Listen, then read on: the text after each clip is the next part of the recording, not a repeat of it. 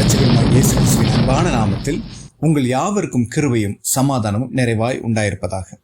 இந்த நாளிலும் தியானத்திற்கென்று தெரிந்து கொள்ளப்பட்ட பகுதி நீதிமொழிகள் 24 அதிகாரம், அதன் 33, 34 வசனம். இன்னும் கொஞ்சம் உறங்கட்டும், இன்னும் கொஞ்சம் கை முடக்கி கொண்டு நித்திரை செய்யட்டும் என்பாயோ, உன் தரித்திரம் வழிபோக்கனைப் போலவும் உன் வறுமை ஆயுதம் அணிந்தவனைப் போலவும் வரும் என்று சாலமோன் ஞானி இவ்விதமாக கூறுகிறார். நாமும் இது நம்மளுடைய வாழ்க்கையில் எடுத்து ஆராய்ந்து பார்ப்போம் என்றால், இந்த தூக்கம்தான் நம்மளுடைய வாழ்க்கைக்கு தரித்திரத்தை கொண்டு வருகிற ஒரு வழியாய் இருக்கிறது. ஆண்டவர் நமக்கு என்ன சொல்லியிருக்கிறாரு? அதிகாலையில் எழுந்து ஜெபியுங்கள், கர்த்தரை தேடுகிற நேரத்தில், கர்த்தரை கண்டடையும் சமயத்தில் அவரை தேடுங்கள் என்று நமக்கு கற்று தந்திருக்கிறார் இல்லையா? ஆனால் நாமோ அந்த அதிகாலையில் எழுந்துச்சு ஜெபிப்பதற்கு நமக்கு ஒரு சோர்வும் ஒரு தடையும் என்ன அப்படின்னு கேட்டால், இந்த தூக்கம்தான். இந்த தூக்கம்தான் பல நேரத்தில் நம்மளுடைய ஆசீர்வாதத்துக்கு தடையாக இருக்கிறது. சரி, எதன் நிமித்தம் இந்த தூக்கம் வருது? நமக்கு அதிகப்படியான தூக்கம் எதனால் வருது அப்படின்னா, சிந்தனையில் ஒரு சோர்வின் நிமித்தம் நமக்கு தூக்கம் வருது. உடம்புல இருக்கிற டயர்ட்னஸ் மூடி ஒரு தூக்கம் தூங்கி எந்திரிச்சு அந்த டயர்ட்னஸ் போயிடும், நம்ம உடனே ஜெபிக்கலாம்.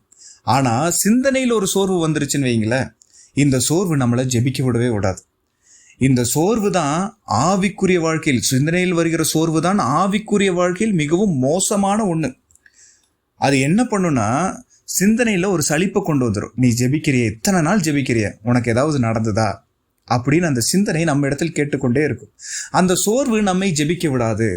அந்த சோர்வு நிமித்தம் எழுந்து ஜெபிப்பதற்கு பதிலாக கொஞ்ச நேரம் தூங்கிடலாம் அப்படின்னு சொல்லி நம்ம படுத்து தூங்கிடும். சாலமோன் அப்படி தூங்குறவர்களை பார்த்து தான் சொல்றான், நீ அப்படி தூங்குறியா? இழுத்து போத்து இன்னும் தூங்குறியா? தரித்திரம் வழிபோக்கனை போலவும் வறுமை ஆயுதம் அணிந்தவனை போலவும் வரும்னு. தரித்திரம் வழிபோக்கனை போல வரும் அப்படின்னா, நம்ம விழித்திருந்து ஜெபிக்கும் போது அந்த தரித்திரம் நம்மளுடைய வீட்டுக்குள் வராது. ஆண்டவர் இயேசு கிறிஸ்து நம்மளுடைய வீட்டுக்குள் வரும்போது தரித்திரம் எல்லாம் ஓடி போயிடும். ஆனா விழித்திருந்து ஜெபிக்காம நம்ம இழுத்து போத்தி தூங்கிட்டு இருந்தோம்னா, எங்கேயோ போக வேண்டிய தரித்திரம் இந்த வீடு ஃப்ரீயா இருக்குதுன்னு சொல்லி நம்ம வீட்டுக்குள்ள வந்துடும். உன் வறுமை ஆயுதம் அணிந்தவனை போலவும் அப்படின்னு சொன்னா, வறுமை நம்மை பயங்காட்டும். எப்படி பயங்காட்டும்?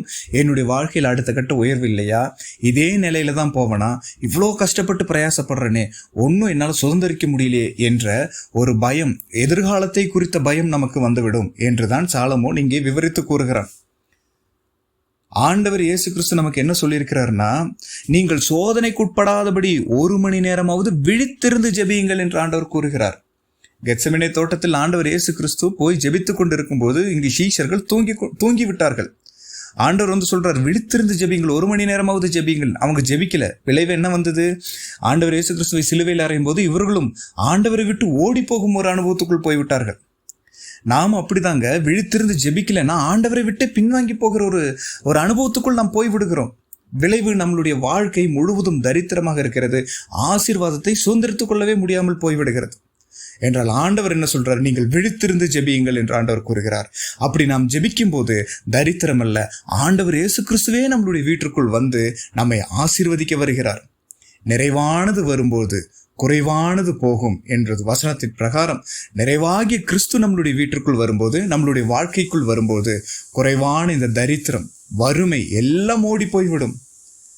என்றால் ஆசீர்வாதத்தை சுதந்திரித்துக் கொள்ள வேண்டும் என்றால் இந்த தரித்திரத்துக்கு வழித்தரத்தை வைத்துக்கிற இந்த தூக்கத்தை விட்டு விடுங்கள். அளவா தூங்குங்க.